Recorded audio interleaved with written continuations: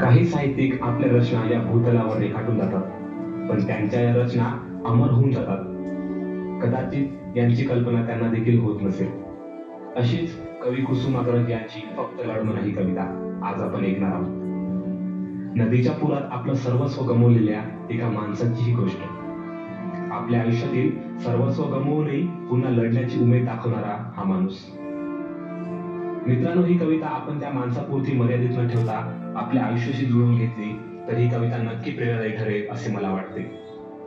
चला तर मग ऐकूया फक्त लढमना, होय फक्त लढमना.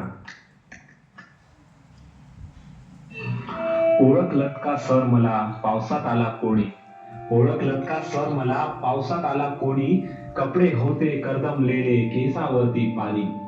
क्षणभर बसला नंतर हसला बोलला वरती पाहून, क्षणभर बसला नंतर हसला बोलला वरती पाहून. गंगा माई पाहुणी आली गेली घरट्यात राहून. माहेर वाशिम पोलीस